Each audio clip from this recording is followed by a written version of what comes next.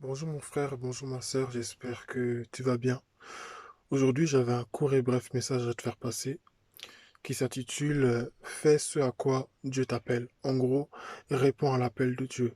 Et je voudrais préciser que Dieu ne t'appelle pas forcément à faire quelque chose dans laquelle tu te vois. Voilà.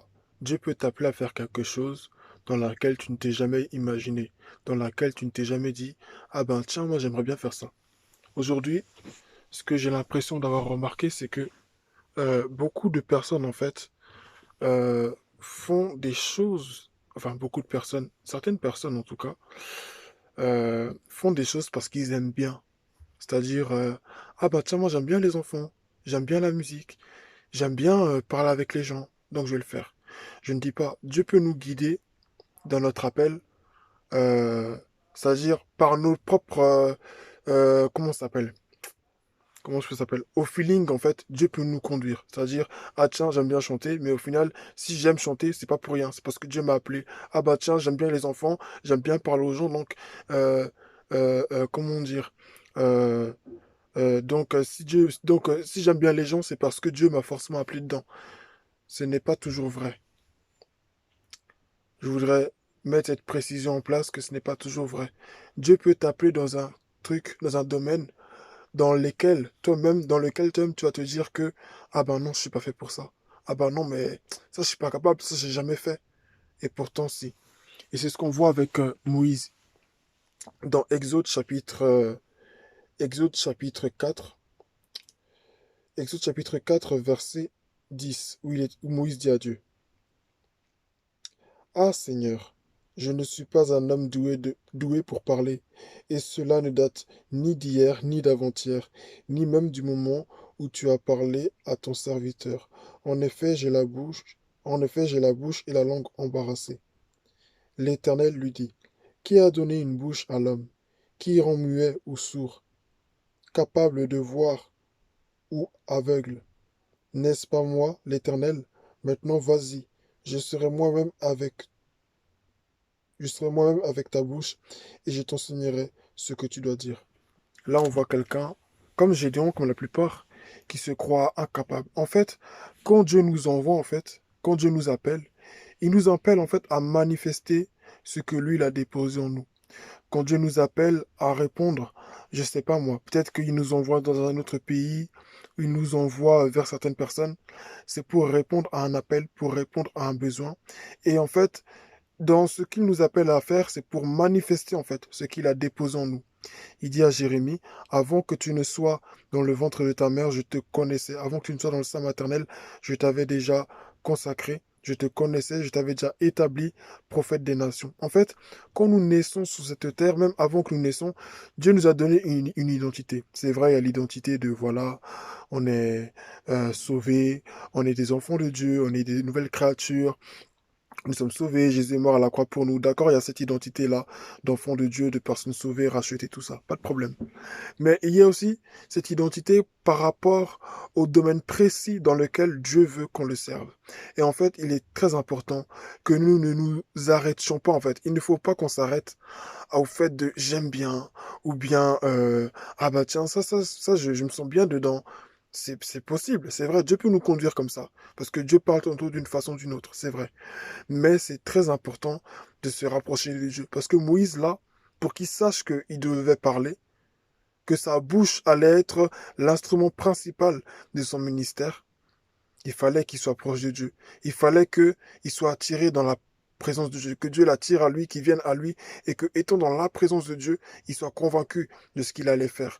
Gédéon, pareil, l'ange de l'Éternel, l'ange du Seigneur, se présente à lui et lui parle et lui dit qu'il a appelé à servir. Gédéon dit, oh mais Seigneur, je suis le plus jeune de ma famille et mon clan est le plus faible de Manassé. Et Dieu lui dit, tu les vaincras comme s'il s'agissait d'un seul homme. Donc, Dieu en fait nous appelle toujours à manifester ce qu'il a mis en nous. Mais ce qu'il a mis en nous, ce n'est pas forcément quelque chose que nous-mêmes nous sommes capables de voir. C'est pas forcément quelque chose que nous-mêmes nous sommes capables de voir de premier abord pour dire ah oui ça je me vois bien dedans, ah oui ça je me vois bien dedans. Faisons très attention. Ce n'est pas forcément parce qu'on se voit bien dans quelque chose que Dieu nous voit bien dedans. Par exemple, il y avait le prophète Samuel avec David. Bon, c'est vrai que là, c'était pas Dieu directement, mais bon, c'était son envoyé, donc on va parler comme ça. Samuel, il voit le grand frère de David, Eliab. Il se dit, ah ouais, ça doit être lui et tout. Oui, ça doit être lui. Et Dieu lui dit, non, ce n'est pas lui, je l'ai rejeté, je ne l'ai pas choisi. On va appeler David à la fin. Et il regarde David, pour lui, David, c'est un enfant. Et Dieu lui dit, lève-toi, donne-lui l'onction, car c'est lui que j'ai choisi.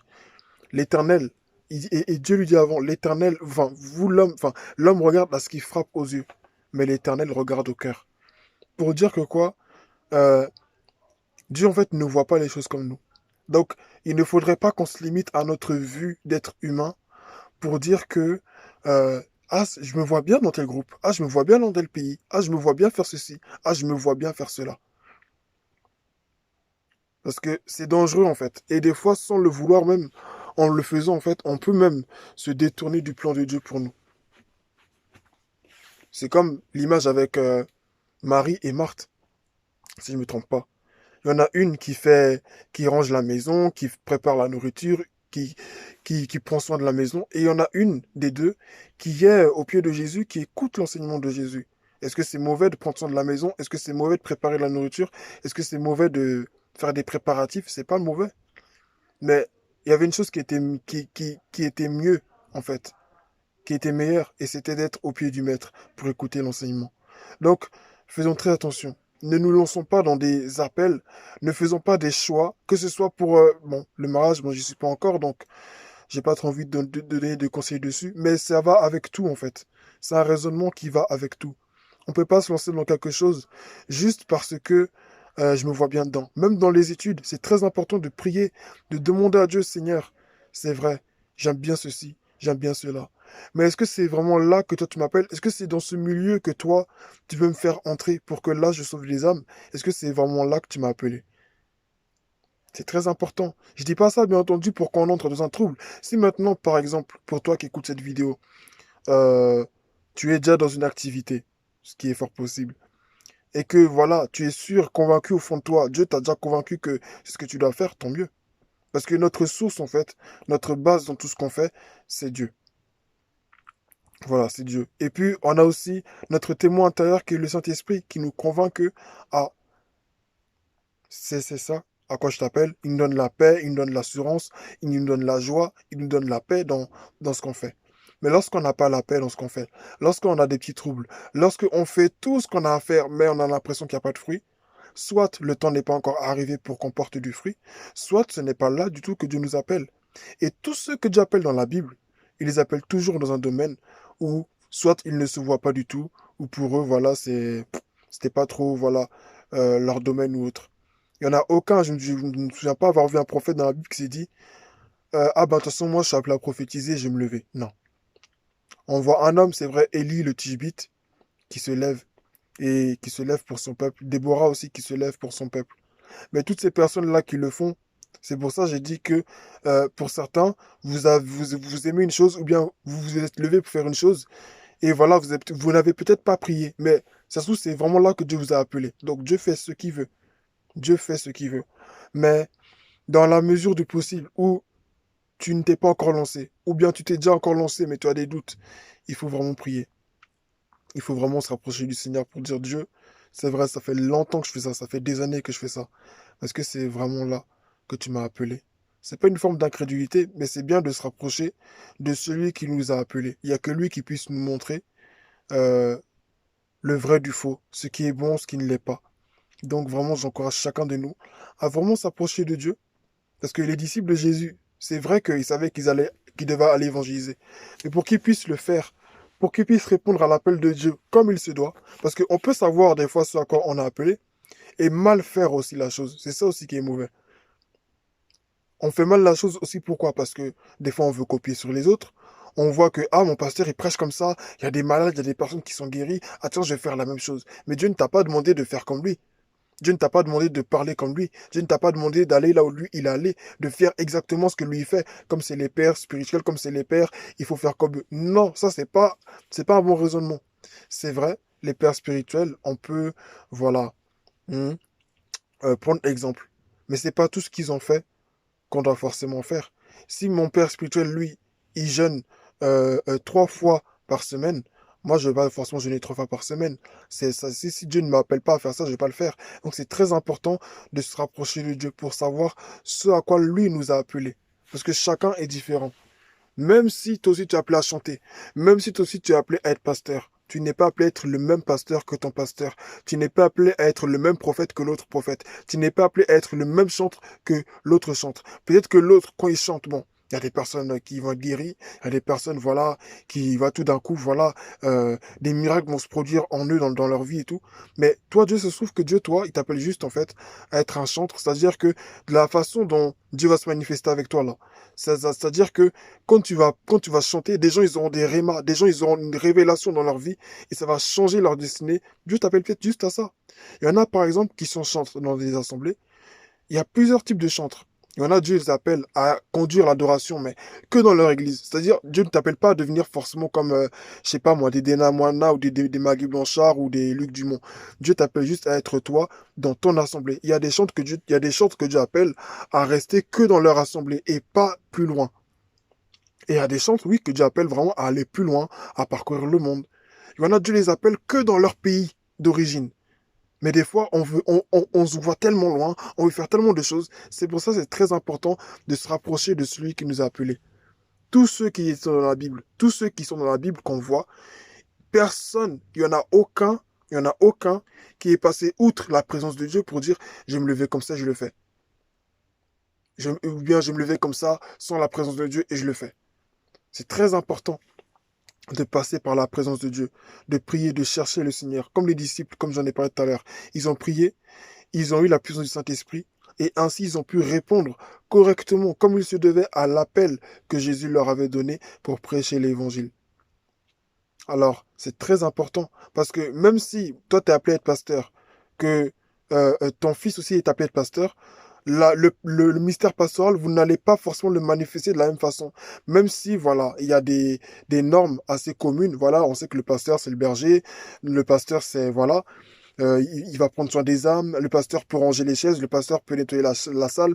Le pasteur, c'est le dirigeant. Il n'y a aucun souci à ça. Mais c'est-à-dire, la manière dont tu vas faire, là, dans la façon dont toi, tu as manifesté ton appel, et l'autre, ça peut être de façon différente. Peut-être que toi, tu es appelé à être pasteur, c'est-à-dire tu vas vraiment là diriger une église. Parce que n'oublions pas que pasteur, c'est être berger. Être pasteur, c'est être berger. Donc, toi, ton pâturage là, le pâturage que Dieu t'a confié là, il est peut-être à toi dans une salle. Mais l'autre, peut-être que le pâturage vers lequel Dieu lui l'envoie, c'est un pâturage peut-être qui se trouve dans les prisons, dans les hôpitaux, ou bien peut-être dans, je sais pas moi, dans les lieux haut placés ou pas, comme on peut le dire. Donc, Dieu fait ce qu'il veut. Et c'est très important que chacun sache exactement ce à quoi il a appelé. Maintenant, si tu aimes faire une chose et que tu es sûr, convaincu que c'est ce que Dieu te demande de faire, vas-y, il n'y a pas de souci. Le plus important, en fait, c'est ce que le Saint-Esprit nous dit au fond de nous. Voilà, mais faudrait pas qu'on fasse comme les autres. Il faudrait pas qu'on se lève, qu'on fasse des choses. Enfin, j'oblige personne, hein, c'est pas un ordre, mais c'est un message, voilà. Amen. Donc, c'est très important qu'on ne se lève pas juste comme ça pour dire, bon, je dois le faire. C'est comme par exemple évangéliser. On est tous appelés à évangéliser. Mais Dieu ne nous appelle pas tous à évangéliser de la même façon. Ça, c'est le dernier exemple que j'ai donné. On est tous appelés à évangéliser. Mais on n'est pas tous appelés à évangéliser de la même façon. Il y a des chrétiens, Dieu ne les a jamais dit d'aller prêcher que ça dans la rue. Mais c'est juste par leur témoignage.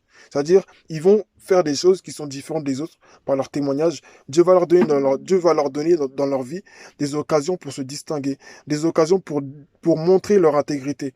Et quand les païens vont voir leur intégrité, on va leur demander, mais c'est bizarre, t'es pas comme tout le monde. C'est bizarre, t'es pas comme tout le monde. Et c'est là qu'ils donnent Jésus. Il y en a, c'est que ça. Il y en a, c'est que ça. Et d'autres, c'est ça aussi, parce que c'est toujours le témoignage, mais c'est le témoignage, plus le fait d'aller parler. Et même quand on va parler, comment est-ce qu'on va parler? Il y en a qui sont appelés à prêcher à des foules, à des foules, à des foules, dans les trains, dans les métros, partout. Et on a que Dieu appelle juste, en fait, à donner des tracts. Et on a que Dieu appelle juste à donner des tracts, mais c'est-à-dire, peut-être, allez, à une personne par journée, ou peut-être à quelques personnes, ou à déposer dans des boîtes aux lettres, à déposer sur les voitures. Donc, dans l'évangélisation même, chacun a son appel. Il y en a, Dieu les appelle vraiment à aller dans les prisons. Il y en a, Dieu les appelle vraiment à aller dans les hôpitaux.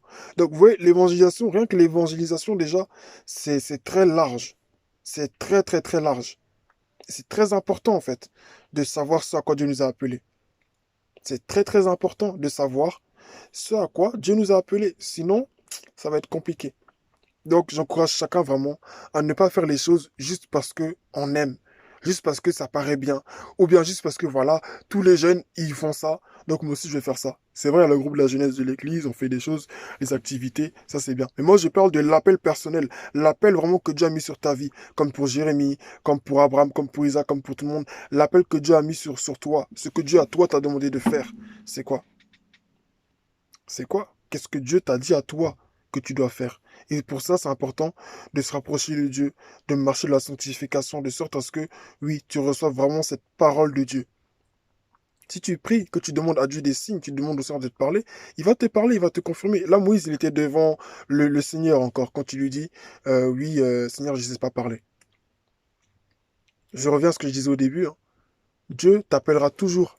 Quand Dieu t'appelle, il t'appelle à manifester les dons qu'il a mis en toi, avant même que tu ne naisses, ce qu'il a déposé en toi. Ce qu'il a déposé en toi d'avance, c'est pour ça qu'il t'a appelé. Bien entendu, la finalité, c'est de gagner des âmes. Ça, c'est sûr et certain.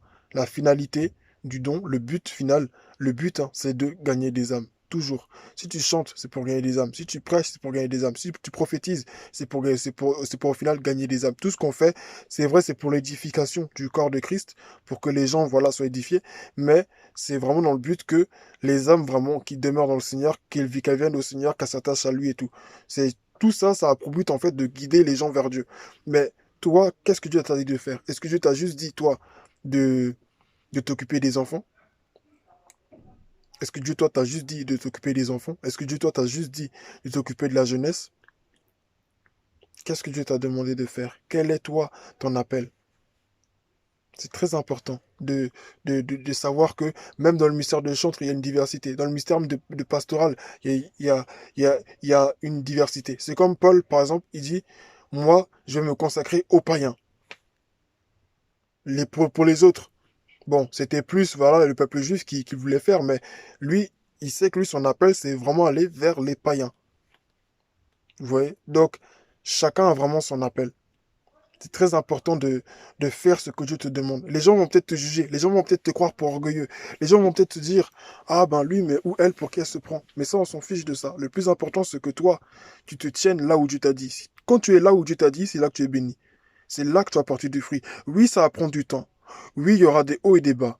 Oui, il y aura des coups durs parfois. Oui, tu vas te sentir seul parfois. Moi, quand j'ai commencé à évangéliser, j'étais tout seul. Il n'y avait personne. Et jusqu'aujourd'hui, quand j'évangélise, la plupart du temps, je suis tout seul. Mais je sais que Dieu est avec moi. Vous voyez? Donc, j'aime pas trop parler de moi, mais en tout cas, ce qui est sûr, moi, je t'encourage à faire de même ce que Dieu te demande de faire. Et surtout, de la façon dont il veut que tu le fasses. C'est pour ça que c'est très important. Il suffit pas de connaître son appel, mais il faut savoir comment est-ce que tu manifestes cet appel-là. Comment est-ce que tu fais ce qu'il te demande. Et surtout, quand? Parce qu'il y a un temps, en fait. En fait, dans l'appel, il y a plusieurs phases. Il y a l'appel en lui-même, savoir quel est ton appel, quel type d'appel, quel est ton appel. Maintenant, comment est-ce que tu dois le manifester et surtout, quand est-ce que tu dois rentrer dans cet appel. Maintenant, voilà, commencer, hein, il n'y a pas forcément un jour précis où Dieu va te dire, bon, aujourd'hui, même s'il peut le faire, il fait ce qu'il veut, mais il n'y a pas forcément un jour précis où bien, tiens, le 22 septembre, maintenant tu rentres. Bon, c'est possible, mais la plupart du temps, c'est progressif en fait. Dieu fait les choses progressivement, donc c'est important de faire vraiment ce que Dieu nous demande de faire. Tu verras peut-être pas les fruits directement, mais avec le temps, plus en plus tu vas chercher Dieu, plus en plus tu vas prier, plus en plus tu vas t'approcher de lui, plus en plus tu vas te sanctifier, te consacrer, chercher vraiment sa face. Bien entendu avec l'équilibre, tout en sachant aussi que dans l'appel, nous avons notre part de responsabilité. C'est-à-dire, tu veux que Dieu te parle vraiment, tu veux être sûr que c'est Dieu qui te parle, ben, lis sa parole. Si tu l'as pas encore médité, c'est pas grave, mais commence déjà par lire la Bible. Voir comment Dieu s'est servi de ses serviteurs, comment il a fait, tout ce qui s'est passé, lis. Rapproche-toi du Seigneur. Prie ne serait-ce que 2 à 5 minutes par jour si tu n'es pas habitué. Et sois régulier. Parce que tous ceux qui étaient là, comme je l'ai dit tout à l'heure, ils étaient dans la présence de Dieu. C'est dans sa présence que Dieu les a parlé. Donc, c'est très important. Donc que Dieu nous bénisse, surtout bon courage et je te souhaite vraiment de découvrir l'appel que Dieu t'a demandé. Ne regarde pas à gauche, à droite parce que tu as ton couloir à toi en fait. Tu as ton couloir et tu n'es pas comme les autres. Voilà, chacun est particulier. Chacun est particulier et le fait d'être particulier, le fait d'être chacun différent ne met pas en évidence ou bien comment ça s'appelle? Le fait d'être différent les uns des autres ne signifie pas qu'il y a des inférieurs et des supérieurs. Au contraire, le fait qu'il y ait une différence, en fait, hein, ça met en évidence la complémentarité. C'est-à-dire quoi? Nous sommes indispensables les uns aux autres. Nous sommes utiles les uns aux autres. Donc, vraiment, je t'encourage à découvrir ton appel, à savoir ce à quoi Dieu t'a appelé. Dieu peut t'appeler à être pasteur. Dieu peut ne pas t'appeler à ça. Dieu peut t'appeler juste à être un simple prédicateur, quelqu'un qui prêche, c'est-à-dire tu encourages, tu parles. Il y a des gens, des fois, qui sont pas appelés à être pasteurs, mais parce qu'ils savent qu'ils prêchent bien, parce que quand ils prêchent, ça fait du bien. Donc, ah bah tiens, Dieu m'a appelé à être pasteur, hein. Non, Dieu t'a pas dit d'être pasteur. Dieu t'a pas dit d'être pasteur. Dieu t'a pas dit ça. Dieu t'a juste dit tu seras un prédicateur, une prédicatrice de sa parole. Voilà, Dieu t'a juste dit d'être chante dans ton église. Mais comme tu chantes bien, comme quand tu chantes dans ton église, le Seigneur est là, tu veux faire un plus grand ministère, aller parmi le monde entier. Dieu t'a pas forcément dit ça. Dieu a dit, allez, faites des nations des disciples. Mais rappelons-nous aussi que avant que les nations, ce soient des peuples différents, je sais pas moi, des lieux géographiques différents, les nations avant tout, ce sont des personnes. Ce sont des êtres humains, des personnes. Donc Dieu nous envoie en fait vers le monde. Et Dieu peut te limiter juste à ton pays. Dieu peut te dire, toi, tu vas rester dans ton pays et tu vas faire ce que je t'ai demandé dans ton pays. Dieu peut te dire, tu iras dans, même si tu sors de ce pays, mais tu n'iras que dans un seul pays, en fait, et tu t'arrêtes là. Il y a des limites que Dieu nous a données, mais si on ne se rapproche pas de Dieu, on ne saura pas. Donc c'est très important d'être dans la présence de Dieu, de prier, de savoir ce que Dieu veut de nous réellement. Seigneur, j'ai un doute. Quand tu es dans la présence de Dieu, en fait, c'est là que tu lui dis tous tes doutes. Ça sert à rien de jouer, de qu'on fasse ces gens qui ont trop la foi. Oh, mais Seigneur, non, mais je crois en toi. Non, mais Seigneur, j'espère en toi, alors que c'est pas vrai. Non. Si tu as un doute, tu fais comme Gédon, tu fais comme Moïse, tu fais comme tout cela là. Quand ils étaient dans la présence de Dieu, ils ont tout dit. Moïse, il était devant le buisson ardent, mais il a vu Dieu. On va dire ça comme ça. Il a vu Dieu. Il aurait pu dire, ah, mais là, j'ai vu Dieu. Non, mais là, c'est fini. Maintenant, vas-y, je vais le faire, je vais me lever. Non, Moïse, il avait ses doutes. Moïse, il avait ses doutes. Les gens de la Bible, c'était des gens sincères. Ils disaient les choses clairement. Ne jouons pas aux gens qui ont trop la foi. Oui, là j'ai la foi, je vais me lever, je vais faire. Non, si tu as un doute, reste assis encore, attends encore un peu, prie, demande au Seigneur. Seigneur, est-ce que c'est vraiment ça? Moi, je me souviens, avant que j'évangélise, mais Dieu, je l'ai trop questionné. Je l'ai trop questionné. Je disais, non, Seigneur, je suis pas prêt. Quand je me regarde, quand je regarde ma vie, je suis pas encore assez prêt pour faire quoi que ce soit. Je suis pas encore prêt. Mais il a tellement insisté qu'au final, bah, je me suis levé, j'ai fait ce qu'il m'a demandé. Donc c'est très important de faire ce que Dieu nous demande et de s'attendre à lui, de prier, de rechercher sa présence. De toute façon, et là je vais vraiment finir par là. Tu veux connaître ton appel? Tout commence dans la prière. Tout commence dans la prière. Tout commence dans ta relation avec Dieu, dans ta communion avec Dieu. Là où le monde, où certains hommes de Dieu, là où certains chrétiens vont dire, un chrétien ne va pas là-bas. Un enfant de Dieu normal ne peut pas rentrer là-bas. Si toi tu pries, tu te rapproches de Dieu. Après, bien entendu, il y a une sagesse, mais c'est Dieu qui est sage en fait. Donc si Dieu lui te dit, va dans tel endroit, va dans tel milieu, tu as vraiment prié. Je parle pas des sentiments personnels. Mais de toute façon, je pense que tu as compris de quoi il s'agissait. Si tu pries, tu demandes au Seigneur de te conduire, il te conduira. Et puis, notre meilleur exemple en fait, c'est Jésus. Donc si tu veux savoir même comment manifester ton appel, quelles sont les dérives dans lesquelles tu ne dois pas entrer, mais regarde Jésus lui-même, comment il a fait, qu'est-ce qu'il a fait, Jésus, qu'est-ce qu'il a fait. Comment Jésus s'est comporté avec les incroyants. Comment Jésus a fait. Là, tu sauras aussi à quel point tu dois manifester l'amour. Quelles sont les choses que tu ne dois pas faire. Donc vraiment, c'est très important que nous entrions dans la présence de Dieu pour savoir ce que Dieu veut qu'on fasse, comment est-ce qu'on doit le faire, quand est-ce qu'on doit le faire, s'il y a des collaborateurs autour de nous, quels sont les collaborateurs qu'on doit choisir, parce que l'œuvre de Dieu, c'est pas une histoire de copain, copine. Ah, je m'entends bien avec cette sœur, ah, je m'entends bien avec ce frère. Dieu peut te mettre avec un frère avec qui, en général, toi, tu ne t'entends pas du tout. Mais Dieu veut que tu sois avec lui parce qu'il sait que lui, là, il peut faire quelque chose. Lui, il peut. Paul, de base, il était quoi lui? Il était un persécuteur de chrétiens, mais Jésus s'est révélé à lui. Pourquoi? Parce que Jésus, en fait, il savait ce qu'il avait mis en lui. Dieu savait que c'est vrai, lui, le zèle qui manifeste pour tuer les chrétiens, pour les mettre en prison, là. Demain, lui, quand je vais l'attirer à moi, et puis il va, enfin, quand je vais l'attirer à moi, le même zèle qui va manifester pour moi, mais non, lui là, Dieu l'avait choisi. Donc Dieu ne voit pas les choses comme nous. Au moment où toi, tu te vois comme pécheur, comme je sais pas comment, Dieu voit là son serviteur, sa servante, qui, voilà, qui va se lever pour lui, qui va batailler pour lui. Donc c'est très important de se rapprocher de Dieu pour le savoir. Parce que Paul, c'est vrai, on va dire, Paul n'avait pas cherché Dieu, Paul n'avait pas prié. Dieu s'est révélé à lui. Mais Paul, faut pas oublier que Paul, dans ce qu'il faisait, il croyait à 100% faire la volonté de Dieu. Pour Paul, c'est la loi de Moïse, il fallait le faire, il fallait tuer les hérétiques, fallait les mettre en prison. Je dis bien que Paul les a fait tuer parce que la Bible nous dit bien que Paul respirait encore le meurtre. Et il allait hein, à Damas. Et c'est là que Jésus s'est révélé à lui. Donc, Dieu peut se révéler à cette personne aussi, avec laquelle toi tu penses ne pas t'entendre du tout. Dieu peut se révéler à cette personne pour que tous les deux vous puissiez servir ensemble ce Seigneur-là. Donc, prends courage mon frère, ma soeur, et sache que Dieu ne t'appellera pas forcément à faire quelque chose que tu aimes directement, mais il t'appellera à être là dans sa volonté. Parce que avec Dieu, nous ne sommes pas censés faire ce qu'on veut, mais ce que lui, il veut. Et si on se lance dans des choses, parce que, ah, j'aimerais bien faire un instrument, hein. J'ai vu des gens comme ça, qui disent, ah, moi, je vais apprendre le piano, je vais apprendre tel truc. Mais est-ce que Dieu t'a dit que toi, c'est ce que tu dois faire? Est-ce que Dieu, toi, t'a appelé à faire telle chose? Est-ce que c'est vraiment ce que Dieu t'a dit? Parce qu'il ne suffit pas de faire les choses pour dire, j'ai réfléchi, je me suis assis, j'ai réfléchi, et donc, non, non, non.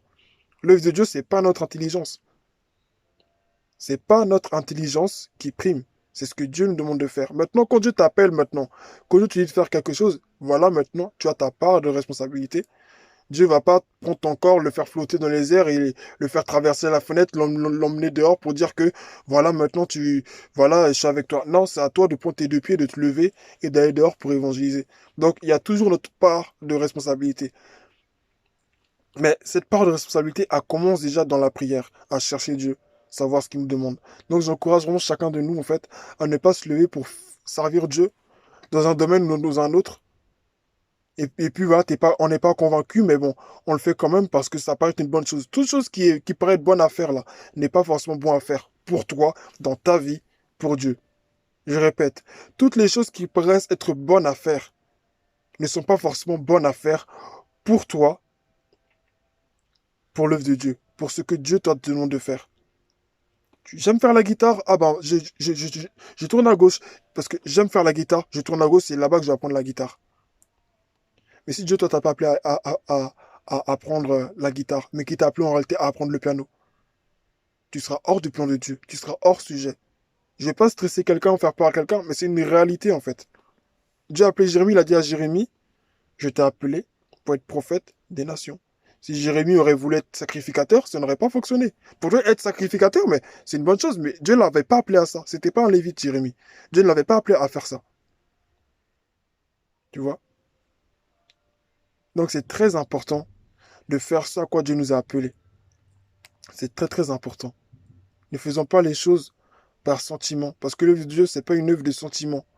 Ah ben j'aime bien. Ah ben ça me plaît. Ah ben ça me paraît bien. Ah ça je pense que ça irait bien avec moi. C'est pas un vêtement assorti à mes chaussures. Ça je peux le faire avec mes vêtements.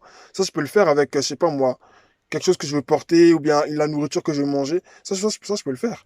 Mais pour l'œuvre de Dieu, pour ce que Dieu me demande de faire, pour sauver des âmes, faisons très attention, j'encourage chacun de nous à ne pas servir Dieu avec les sentiments. C'est très important. C'est très très important. C'est très important. Si tu es chantre, que Dieu t'a demandé de chanter seulement là dans ton église locale, reste là où Dieu t'a mis. Parce que si tu veux aller plus loin, tu vas te perdre en fait. Et même s'il y a des gens qui sont touchés, parce que Dieu peut faire grâce, hein, les gens seront peut-être sauvés, mais toi non en fait, parce que tu seras hors du plan de Dieu. C'est une réalité.